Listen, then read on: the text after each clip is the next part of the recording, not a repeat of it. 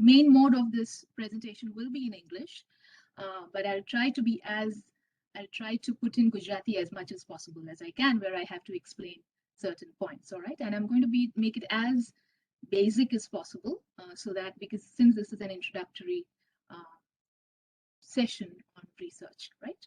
Okay, so let me just first share my slides. I will see if I can share my screen. Please let me know if you are able to see the screen. Oops.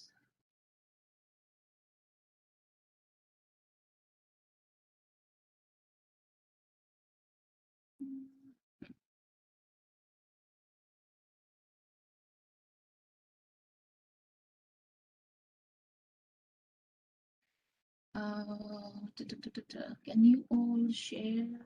Just a second. See if I can just share it once again.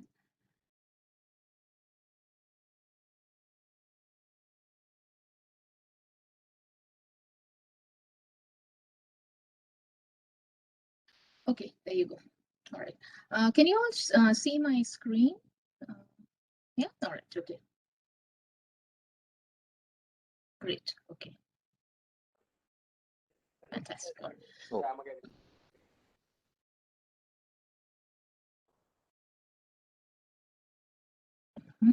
What's wrong with this? All right, yeah. Okay, so as you can see, I'll be talking on research, and I mean, this is the series on research and publication ethics, and I'm going to talk specifically about scientific misconduct, falsification, fabrication, and plagiarism. But before we go ahead, I just want to give a brief outline of what you would have achieved by the end of this talk. So we just begin with a very basic understanding of what is research, all right, first, and then we move on to what are the characteristics of a good researcher, after which we dive into research ethics and principles, and then we come to the main topic about different types of scientific misconduct in research in the form of falsification, fabrication, and plagiarism. And finally, we talk a little bit about the tips and the tools for avoiding plagiarism. Now, I know that you have been attending talks on ethics and plagiarism and so on and so forth in the last few days.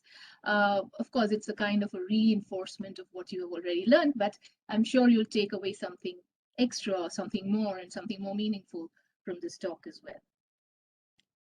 Okay, so let's begin with what is research, all right? The very basic question in its very first form. Now, in its most profound sense, okay, research is essentially trying to find answers to questions, right? This is something which we all know. Now, if I just give you, and this is an everyday activity, it's not something that you do, I mean, you do it consciously or unconsciously, you do it every day in some form or the other. So say, for example, you want to look for a mobile phone, which is the best possible price, or you want to look for a laptop, which is the best possible price, affordable one. You go to different shops, you could go to different stores, you kind of look for the different offers that are available to you. You go online, you go to eBay, you go to Flipkart, you go to Amazon, and then you finally decide, okay, which is the best laptop that I can afford, all right? And then you find an answer to that question, all right? In a sense, what you're doing is you are doing some research, right? But this is not exactly this is not what we would call as a comprehensive research, right? So in a more scientific sense, all right, what we know as research is the organized, systematic search for answers to questions that we ask, all right? How do we put it? Organized means વ્યવસ્થિત રીતે આપણે જો step by step questions ના answers શોધતા હોઈએ તો તેને આપણે scientific sense માં we call it research. Right? In other words, it's disciplined inquiry. All right, it's more શિસ્તબદ્ધ, tapas કરવી જે હોઈએ છે, જે આપણે સંશોધન કહીએ છીએ, that is what we understand as research in our academic lives. Now, as PhD scholars, you need to remember that when you are looking for answers, I mean, this is something which you all already know. You might have done some small research projects as part of your MA or as part of your MPhil dissertations. I'm sure you all have been introduced to some. And the way in which you can find answers is basically two ways. One is by looking at what other people have said about a particular issue, which we know as secondary or conceptual research. And it is an essential form of inquiry, of course, because if we do not look at what other people have said about a particular issue or about a particular question, then what you're doing is you're essentially just reinventing the wheel, all right? You're wasting a lot of time by ignoring what other people have already done. So this is something, slide moving problem, somebody is saying. Oh, okay. What do you all see right now? We are able to see only the main screen, ma'am. Which screen? Heading research and public ethics. The main Oh, slide, okay. research and public ethics. Okay, so then what I'll do is I'll just stop and start again. Maybe I'll stop sharing and start again. Can you all see now?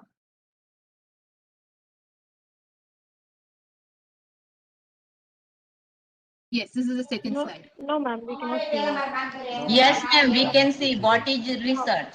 What is research? You can Now, see, huh? Okay. Yes, All ma'am, right. yes. Okay. All right. Yes, ma'am, we see. Okay, great. So basically, I was talking about this slide right now, all right? So I was talking about what is research in the simplest sense, and then I was talking about what is research in an organized sense, all right? So, and then I talked about what are the different, sorry, we were at this particular point. Let me just see if I can highlight it. Yeah, can you see the highlighter? Yes, Yes, ma'am. ma'am. Yes. Yes. Okay. So, Yes, all right. Okay. All right. Okay. So the two basic ways of finding answers to question. Number one is by looking at what other people have said about a particular issue, which is what we know as secondary or conceptual research. And it is, of course, an essential form of inquiry because you don't want to reinvent the wheel. So when we're talking about, and the second type of answer is that of by conducting, so okay, let me get back to the same point. Two ways of basically finding answers to questions. Number one, by looking at what other people have said. And number two, by conducting one's own research based on data with the help of tools for empirical investigation. So basically, this is what you as PhD scholars will be primarily involved in. By conducting one's own research based on the data with the help of tools for empirical investigation, which means that you are, as PhD scholars, you are the ones who are going to be involved in this aspect of research.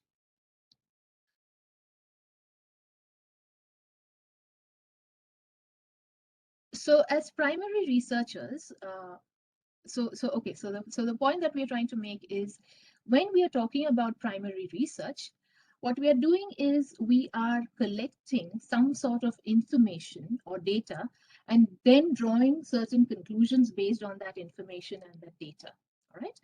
And if you are, let's say, a pure or an applied sciences researcher, then how will you collect the data and how will you collect the information is through scientific experiments or observations. And if you are a humanities or a business or an education or social science scholar, then your primary mode of information collection or data collection would be either through archives or looking at texts, literary texts, communicative texts.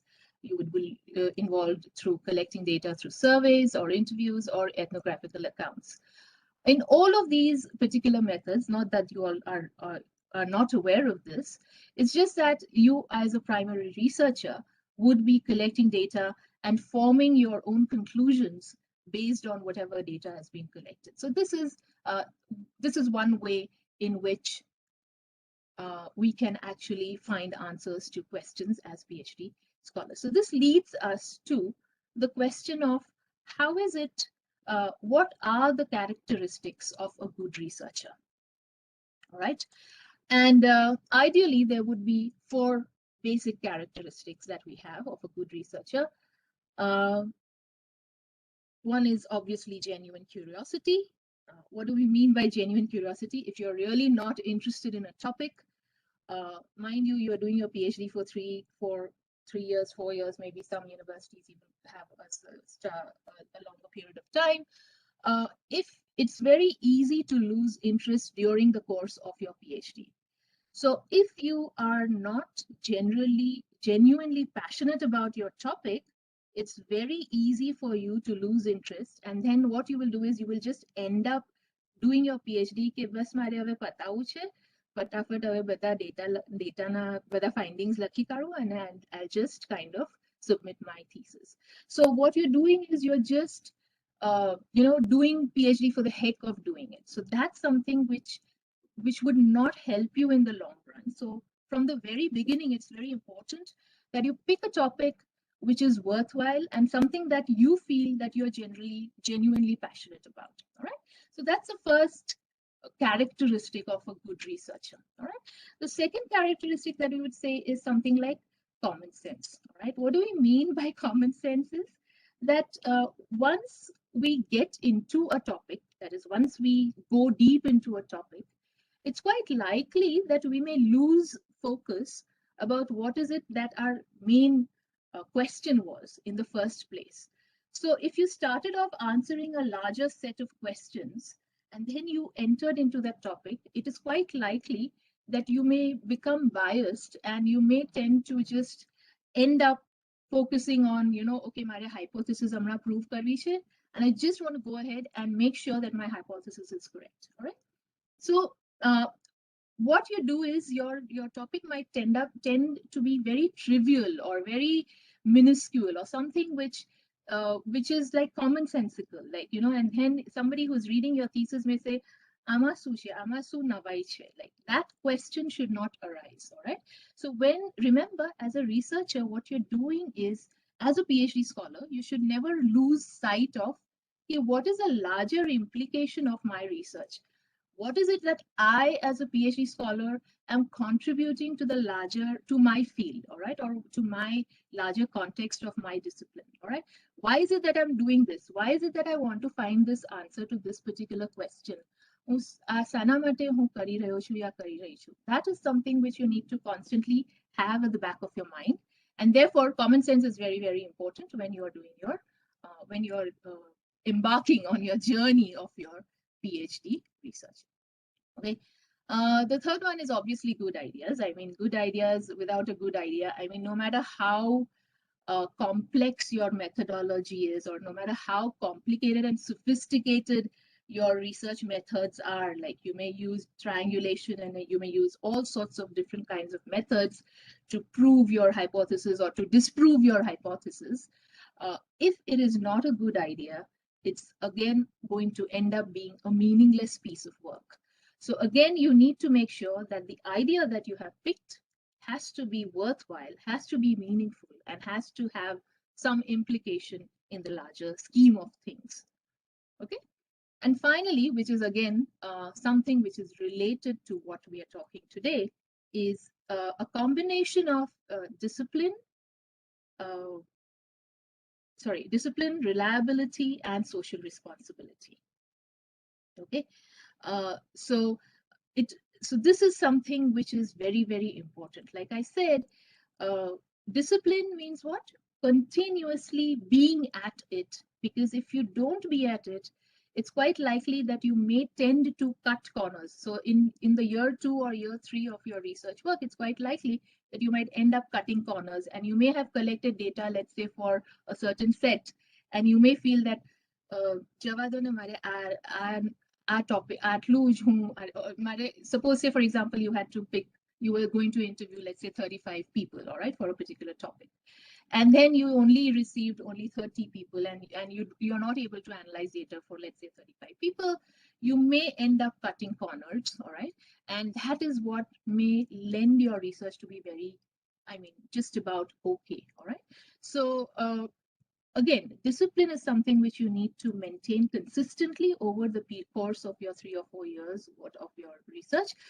Reliability, of course, you are accountable to your field. The moment you enroll for a PhD, the moment you enroll for a research program, you have taken upon yourselves, all right, the social responsibility of adding something to your field, to adding something to the larger scheme of things, to solving a major problem in your area, in your discipline. So you are accountable to that larger, to your field, you're accountable to the world at large. So remember that in order to be accountable, you must pursue this the next 3 or 4 years as honestly, as consistently, as truly and genuinely as possible. Because without that, again, your research, if you're only going to think, okay, મને job જોઈએ છે આના પછી I want to get into academia, I want to get into teaching, and therefore I need to complete my PhD. It may, and the PhD may help you get the job, or it may help you get a promotion.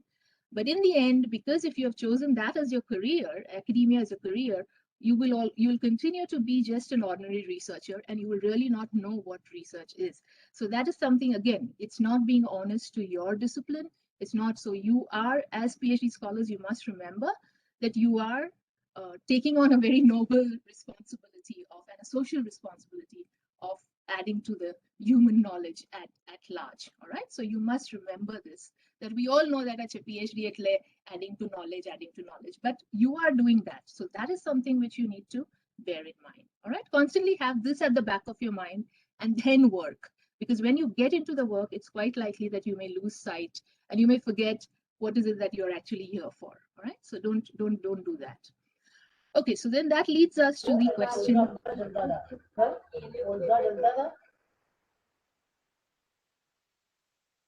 That leads us to the question of, oops, I'm stuck. Yeah. Research ethics. Oops. All right. Research ethics. I know you all already know what research ethics are, right?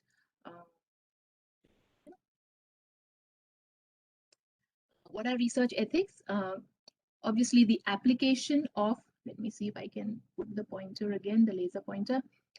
The application of fundamental ethical principles to a variety of topics involving research, design and implementation of research, scientific misconduct, human or animal experimentation, whistleblowing, research regulation. So basically, research ethics is what? That during the entire process of your research, right from selecting your topic to involving your data collection methods, to your research design, to involving your participants or whatever, your text or your experimental subjects or whatever, throughout that entire process, you must have a certain sense of integrity, research integrity.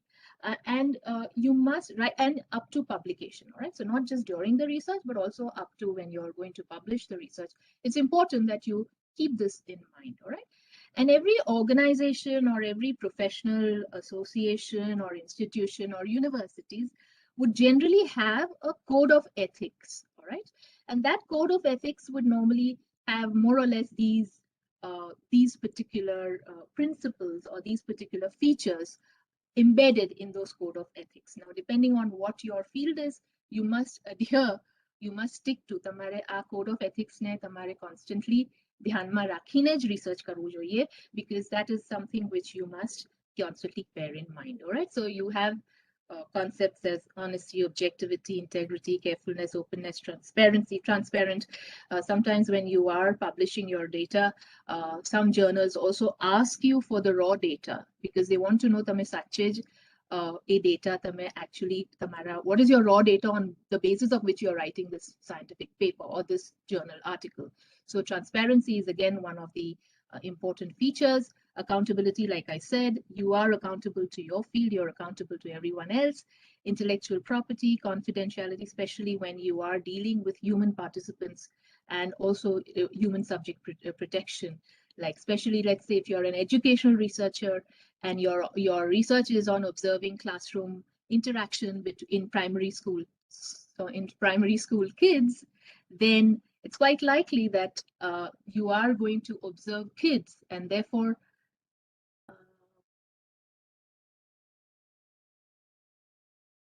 you are going to observe kids, and therefore you must be able to adhere to certain codes and certain codes of ethics for research. Okay, so this is just a general understanding of what is research and what is research ethics. Now we move towards the specifics of what we are here for. That is for these three ideas of scientific misconduct. Okay, so what makes you a bad researcher? All right, so far we have been talking about what makes you a good researcher. Let's see what you may end up doing intentionally or unintentionally during the course of your research. So let's take a look at that. Okay, so misconduct. Okay, so like the topic has suggested, there are three types of scientific misconduct. Now, when we're talking about scientific, science ni rita nathi jota, but we are talking about scientific as a in terms of a discipline, all right? So like when we're talking about a scientific method of looking for answers to questions. So when we are saying scientific misconduct, humanities and social sciences वाला हम नहीं विचारना कि okay, this is not तो हमने लागतु भड़क कुछ नहीं, or this doesn't have anything to do with us, all right? So try to so take this in a more generic sense, scientific misconduct. Okay, so number one, falsification. All right, what do we understand by falsification? Falsification is manipulating research materials, images, data, equipment, or processes, or changing or omitting data or results such that the research is not accurately represented. Okay, falsification no earth M थयो कि तमे research materials ने manipulate करो छो. Manipulate means what? You're changing the research materials. Like say for example, you have taken a photograph of a particular cell and you want to show a certain whatever cell of a, you want to show a picture of a certain cell, but you're manipulating that particular image in some form so that it is in line with your hypothesis, all right? Or sometimes when you omit certain data or you omit certain results in such a way that your research is not accurate. It is not representing what you have done. એટલે તમે જે research process માં જે વસ્તુઓ કરી છે, જે steps કર્યા છે, તેને તમે જો change કરો, કાં તો તમે એને omit કરો, so in that sense, what you're doing is you are falsifying the data. તમે એ data ને like you are rendering it false, right? That particular data. So that is the first scientific misconduct that you are that is supposed to be avoided, all right? So you must avoid this at any cost. Second one is fabrication. What do we mean by fabrication? Fabrication is making up data or results and recording or reporting them. Making up means what? એટલે એ વસ્તુ હતી જ નહીં, પણ તમે એને create કર્યું. So you're making up the data just for proving your hypothesis, all right? So you're fabricating, okay? તમે એની ઉપજ કરો છો. You are kind of creating something from somewhere where when it was not there in the first place, right? So that is fabrication. So again, this is something which you need to be very, very careful of. Don't try to indulge in doing this at all, because if at all you are caught fabricating the data, then I mean it will show. If you have fabricated the data, then at some point in the research, in the analysis, or in the the testing of the validity and the reliability, it will definitely show that this data is definitely fabricated, because you will falter later on in the different stages of the research process. So clearly fabrication is something which you don't want to indulge in. And then finally, of course, you have plagiarism. Plagiarism is clearly the appropriation of another person's ideas, processes, results, or words without giving appropriate credit. Now, this plagiarism, we'll talk about it a little bit in detail a little bit later. First, let's just look at some examples of falsification and fabrication. Okay. Okay. So for social sciences, say for example, how is it, what counts as falsifying? I mean, what would be an example of falsifying or fabricating the data. So let's say if you are doing a social science or management or education-based research, when the researcher or the interviewer completes a questionnaire for a fictitious subject that was never interviewed. All right. So let's say you said that I had 25 participants and તમને ખાલી 22 participants મળ્યા અને 3 participant નો data તમે પોતે પોતે questionnaire ભરીને તમે લખી દીધો. So what you have done is you have created some, data participants, and you have kind of, this is an example of falsification, right? Of fabrication actually. In biological sciences, for example, the creation of a data set for an experiment that was never actually conducted, or so basically, if you are a biologist, or if you're in the pure sciences, if you create a kind of a data set for an experiment, you are doing experimental research, you are working on experiments, and you create a data set, clearly that is fabricating. Or the practice of adding fictitious data to a real data set collected during an actual experiment for the purpose of providing additional statistical validity. All right. So say, for example, you already tame experiment conduct karyo che, but what you're doing is a experiment ne, because it is not in line with the statistical validity of the data, you may end up adding something more. That is fabricating. All right. So you must be careful. When I'm talking about these things, obviously these are things that you have to be staying away from constantly. All right. So it's not about adding.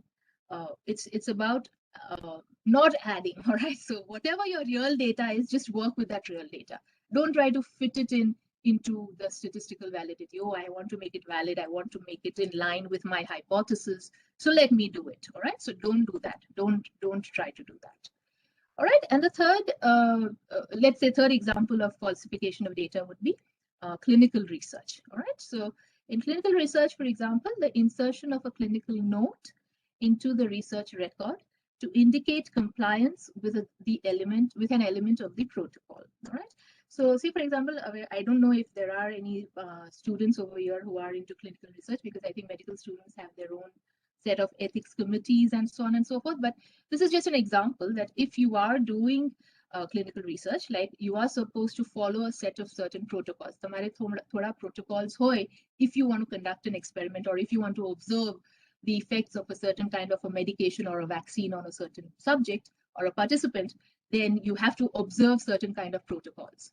હવે કોઈક વાર એવું બની શકે છે કે in order to again to in a rush to prove that research right, you may miss out on certain protocols. અને તમે ખાલી એક note લખી દો છો અંદર કે આ protocol follow થયો છે.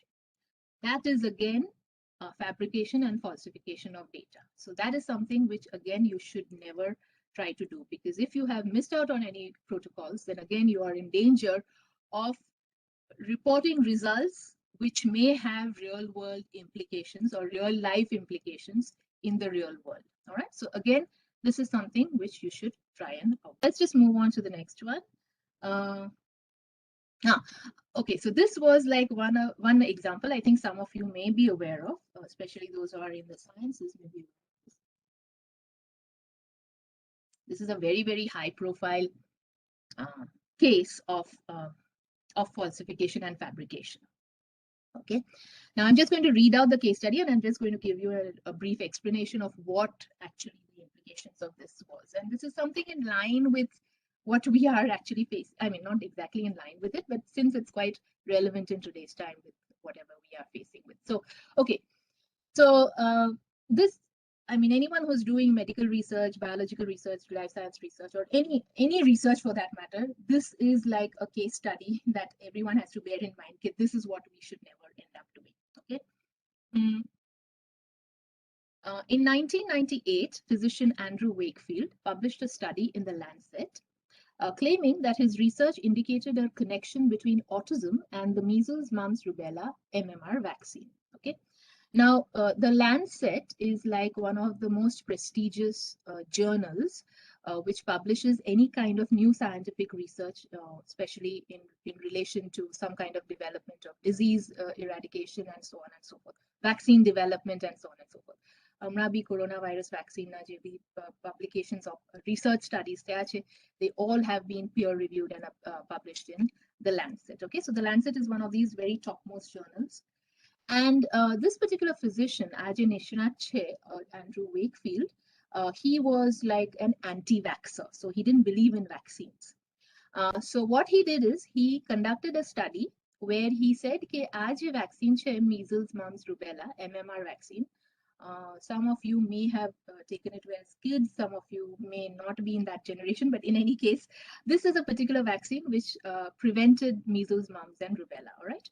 And what he did is એમને research એવું કર્યું કે he said કે આ જો vaccine લગાડો તો પછી તમારા છોકરાઓ autistic પેદા થાય છે. Autistic means I think not exactly slow, or like, you know, you have some kind of problems with the brain. All right. So he said okay, if you put this vaccine, then clearly you will have some problems with your children. હવે આ study Lancet માં published થયો, એટલે obviously people took it as something which is highly respected. And they said they believed it, that acha આ vaccine લગાડવાથી અમારા છોકરાઓને અસર થશે. So it undermined the public confidence, and the public confidence was completely broken.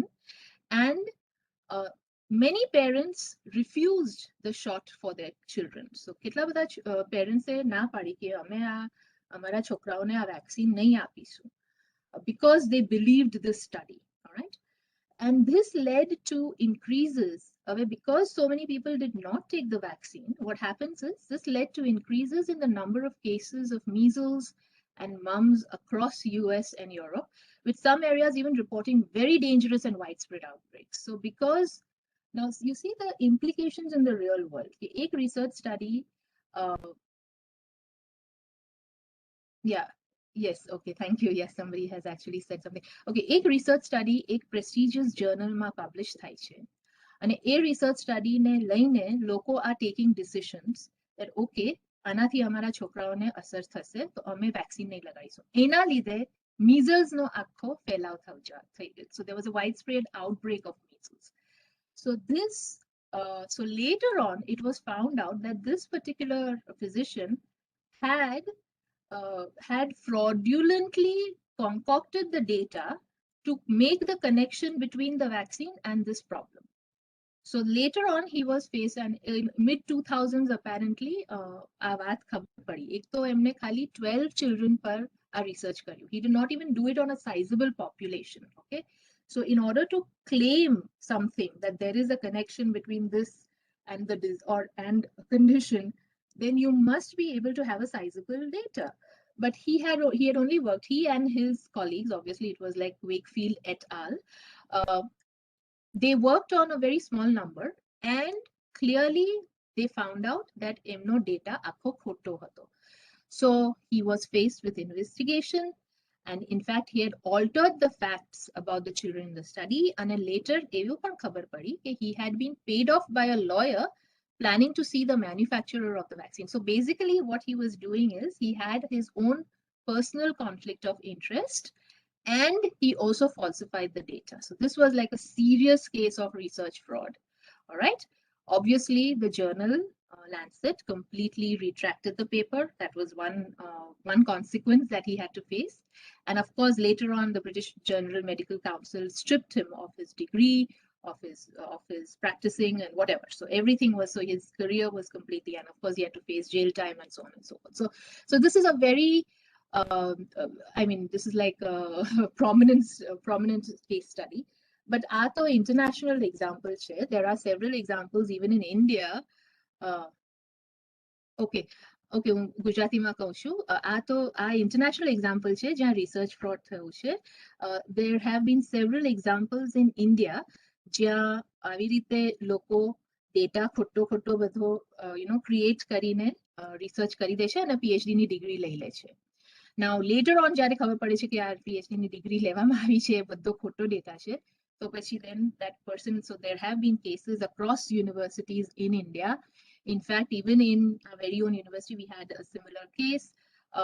And later on, these kind of things have some kind of consequences. All right. these kind of actions. Yeah, okay, yeah. Some people are saying that they also saw news about these kind of research fraud in the recent news. Yes, so your actions do have consequences. I mean, these kind of actions do have consequences, not only in terms of your career or your profession, but also sometimes even emotionally it might affect you very badly. And there have been cases where people have ultimately, like, you know, committed suicide because of all of this being stripped off, you know. So clearly you don't want to get into that area, and you don't want to okay, so some of you are saying we don't understand Gujarati, some of you are saying we don't understand English. So I'm just trying to be as bilingual as possible. I can see in the chat messages as possible. Amuk logo ke che ki please Gujarati use karo. Amuk logo ke che I don't understand Gujarati. So just bear with me, because I am trying my best to make sure that I get my point across in both the languages as far as possible. Is that good? Are we good with that? Yeah. All right. Okay. Yeah, okay, yeah, okay, thank you. All right, so the point that we're trying to make is that falsification and fabrication is something that you clearly want to steer clear of. All right, it is something jenati tamare duraj revu is a good idea. All right, it's something obviously આ કહેવું નહીં જોઈએ, but obviously આવી વસ્તુઓ થાય છે, એટલે તમારે ધ્યાન રાખવી જરૂરી છે, and તમારે એના consequences બહુ જ severe હોય છે. So you must make sure that you don't indulge in any of such practices. Okay, so that's so far as falsification and fabrication is concerned. Now let's move on to plagiarism. So what is plagiarism? What is plagiarism? To copy another person's work. Okay, so this is the definition of the Oxford English Dictionary. Very basic definition of plagiarism: to copy another person's words or work and pretend that they are your own. This is a very basic definition of plagiarism. But according to, because remember, you all are not ordinary people, all right? You all are PhD scholars, you all are researchers.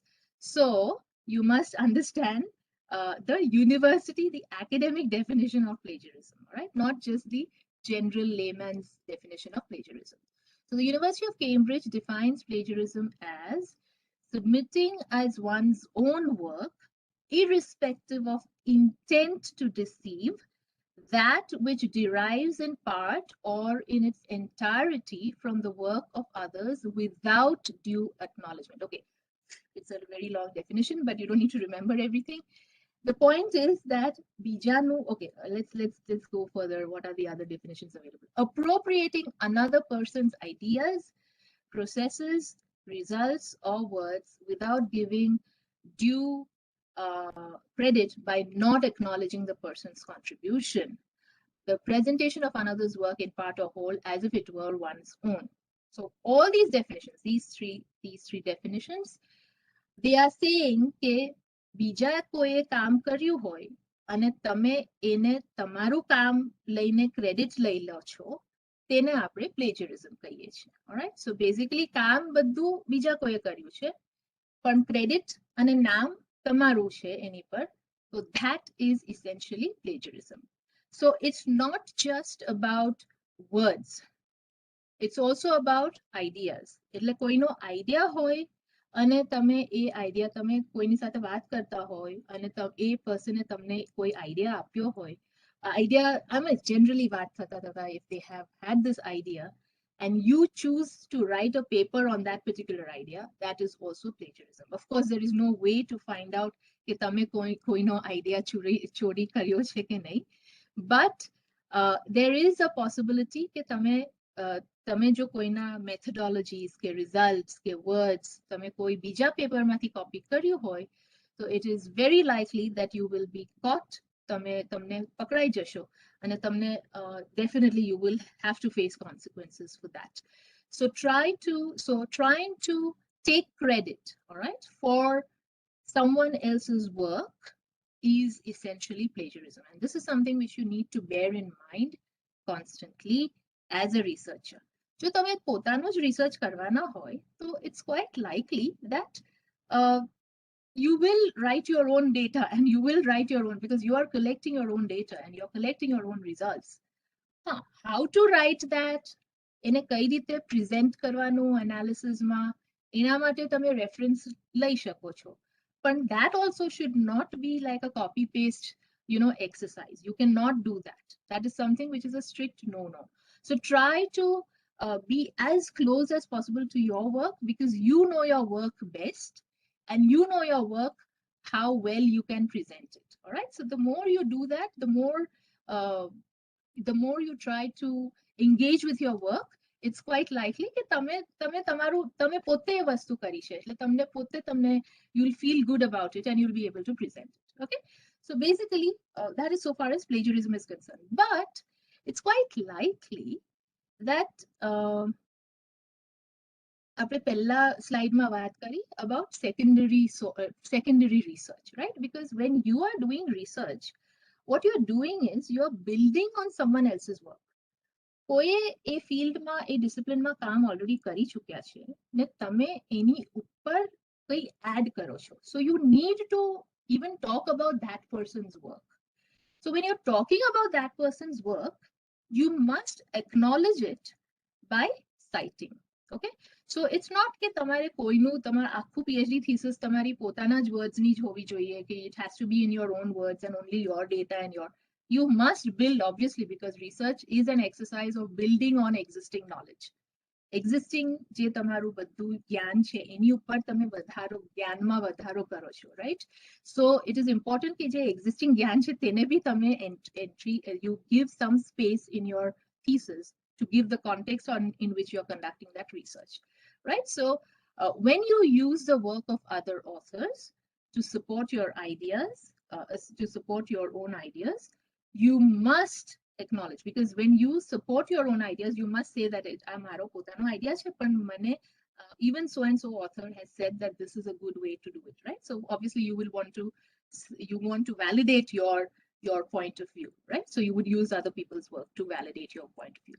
So you must acknowledge the sources that you use by citing them. All right. So citing them is something, again, citation is something which is an important aspect of research publication or research, general research in general. Okay. What you should not cite, common knowledge need not be quoted. All right. So what do we mean by common knowledge? So say, for example, you want to say DNA is a genetic material. Right. Now, DNA is a genetic material is common knowledge. એના માટે તમે બધા સાયન્ટિસ્ટનું નામ લખવાની જરૂર નથી કે so and so scientists have found out that DNA is a genetic material. All right. Because that is common knowledge. All right. So you should be able to decipher. તમારે એટલું ध्यान રાખવું જ પડશે કે કઈ વસ્તુ common knowledge છે ને કઈ વસ્તુ કોઈનો રિસર્ચનું રિઝલ્ટ છે અને એ વ્યક્તિનું નામ તમારે citationમાં લખવાની જરૂર છે. Okay. So how do you cite or how do you quote or paraphrase? Okay. So how do you cite? તમારે citation કઈ રીતે કરવાનું? There are three ways to do citation, right? Quoting, paraphrasing, and summarizing. So you can cite other people's work by either quoting them or paraphrasing them and summarizing them. These are the main ways in which you can avoid plagiarism. All right. When you want to include someone else's idea in your own research or writing. However, like I said, okay, so how do you avoid unintentional? Yeah, so unintentional plagiarism ક્યારે થાય છે? જ્યારે you never intended to copy anybody's work, પણ તમારે બીજા researcher અને scholars શું કહ્યું છે વસ્તુ એ topic પર તમારે you have to include it, right? તો એવું બની શકે છે કે એ લોકોના same words તમે તમારા pieceમાં લખો છો. So that is unintentional plagiarism, all right? You never intended to copy it. You wanted to say that this scholar has said this about this particular topic, but you might unintentionally end up writing exactly what that scholar has written or writing exactly what that researcher has written. That is unintentional plagiarism. તમારો કોઈ intention નહોતો એને copy કરવાનો, પણ તમે unintentionally એને લખી કાઢ્યું છે. So if you want to avoid that kind of unintentional plagiarism, then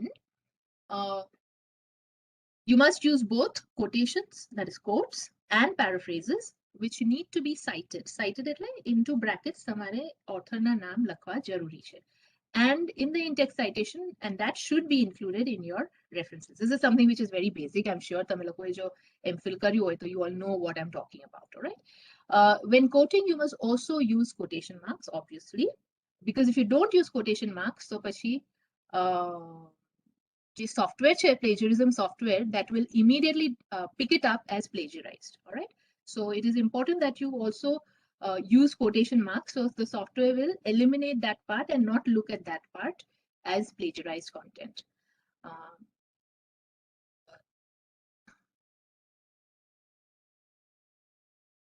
Okay. Paraphrases or summaries need to be well written in your own words. Yeah, this is also something which is very important that you need to bear in mind.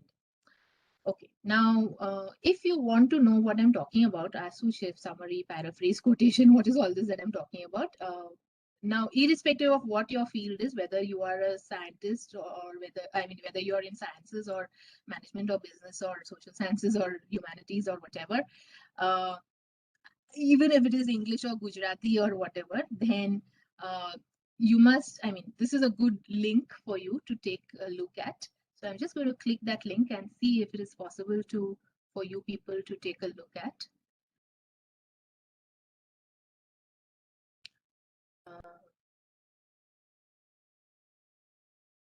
Okay, can you all see this screen? It says Purdue Online Writing Lab. Just raise your hands or whatever and let me know if you can see it. Okay, great. Okay, so this is a very good resource for anyone who is writing, all right, whether your thesis, and especially this is a very good resource for your, when you're doing a PhD and after you are in year 3, when you have started writing your research, all right, when you are especially writing your literature review chapter, all right, you will be using a lot of information about past research. Okay, what is somebody saying? Let me see. Somebody saying something. I need to stop in between to take a look at what is the chat.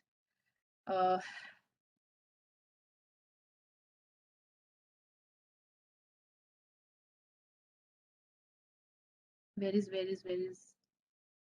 Okay, I can't see I thought somebody was saying something. Anyway, so website is not visible. Okay, somebody is saying website is not visible.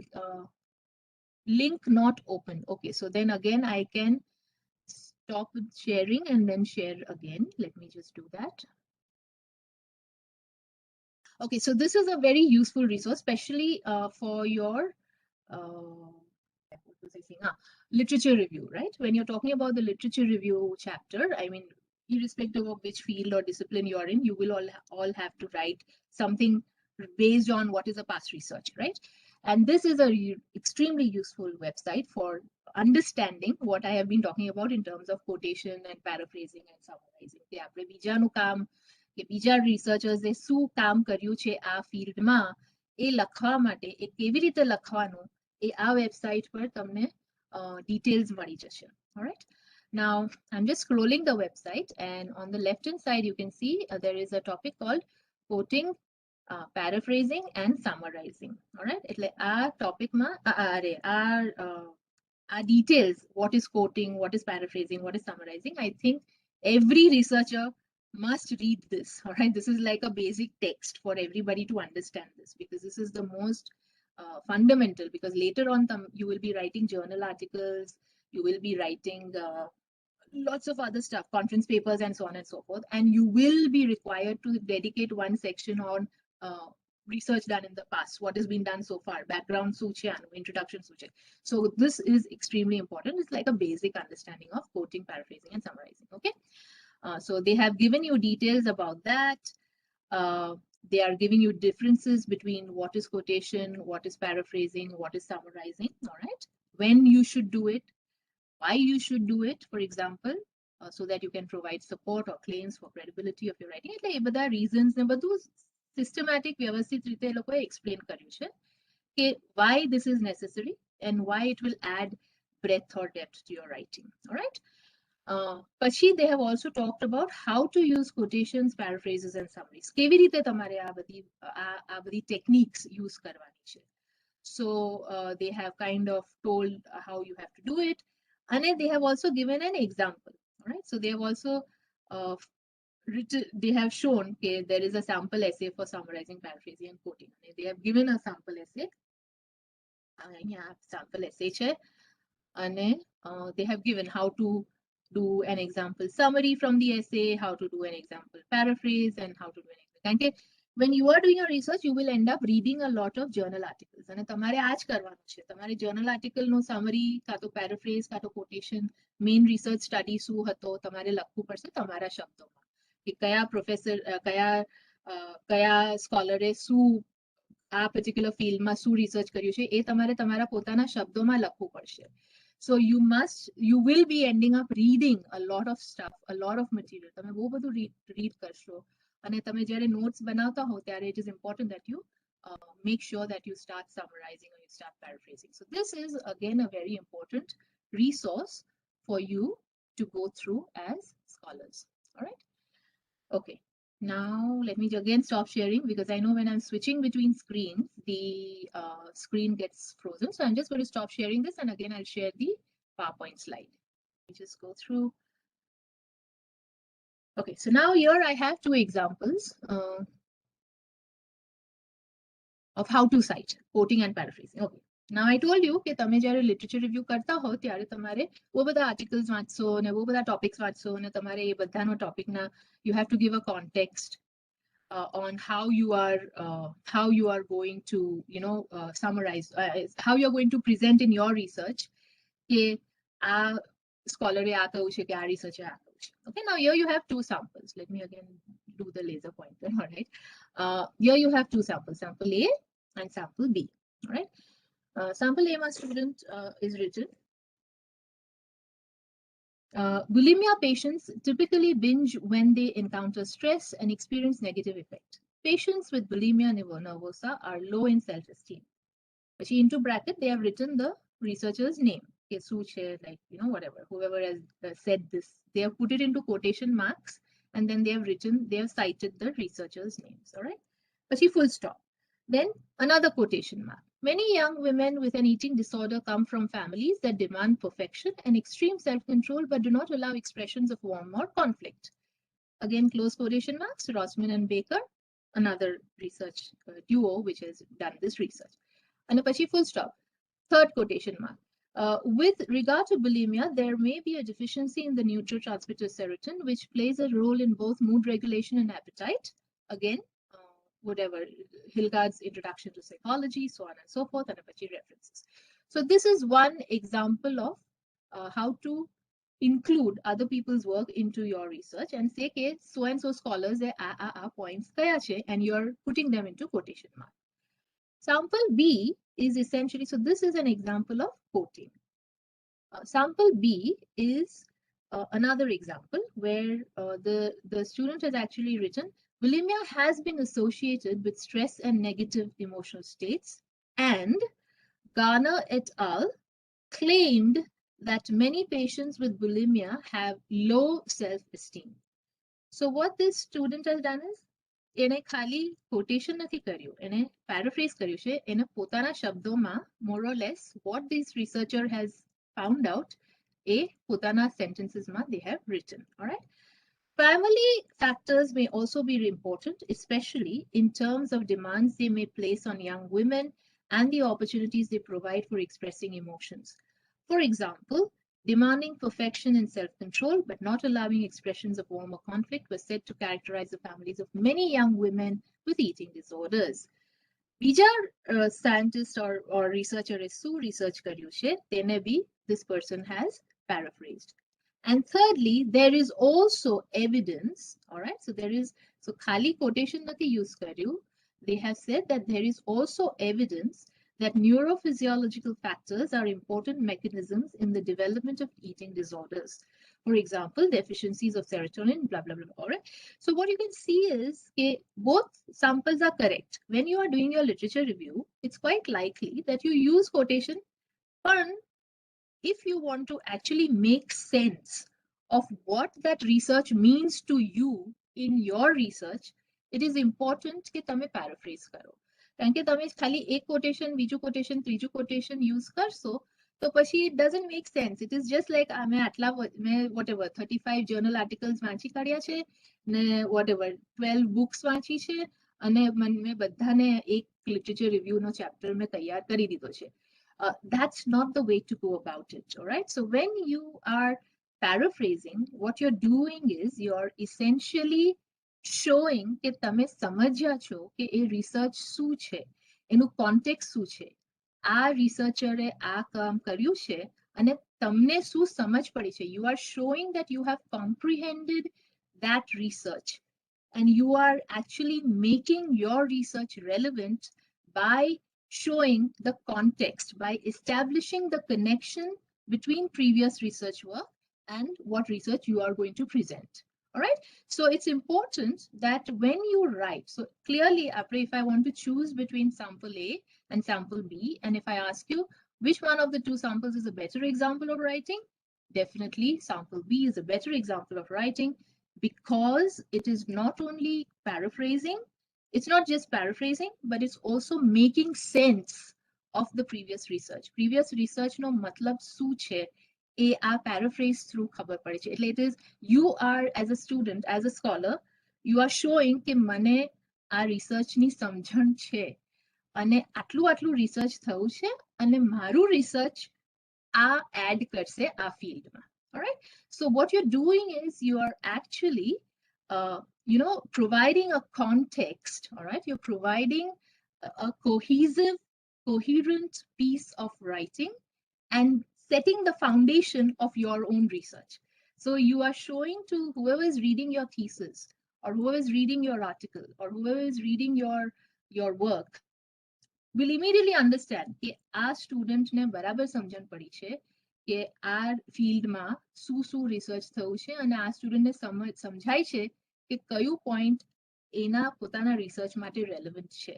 એટલે your paraphrasing skills are actually showing your own comprehensive skills. All right. તમારું understanding કેટલું છે એ ટોપિકનું એ તમારા પેરાફ્રેઝ થી તમને વાંચનારી વ્યક્તિને ખબર પડે છે. All right.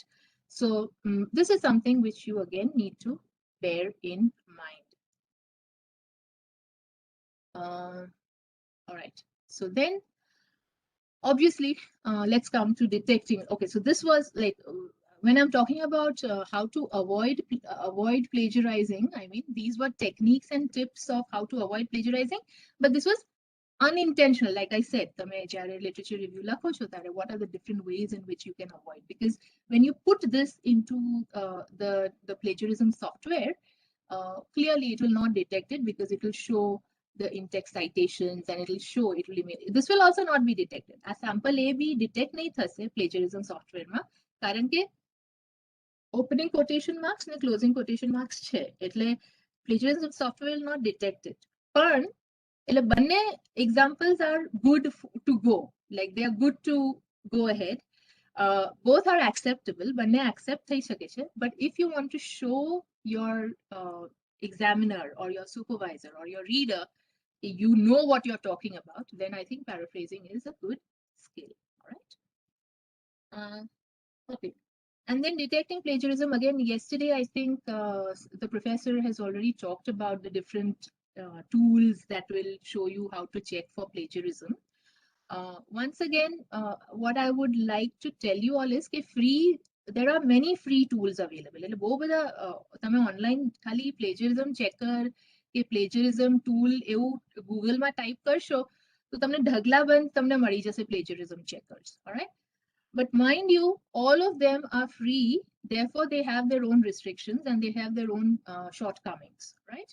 So as a result of that, what is going to happen is either they will only check 2,000 words and they against which set of resources they are checking is very limited. So the freely available plagiarism software normally do not check against academic scholarly research work. All right. So if you want to use a freely available one, again, I would suggest that you use the one which is there in Purdue, all right, the OWL one. So OWL also has a free, because again, it is built by a university and they do have a certain set of access to, how do you say, research articles and academic articles and journalistic, scholarly work. So your writing can be checked against that. So again, let me stop sharing and then start sharing just quickly. I think we are almost reaching the end of the talk, but again, let me just,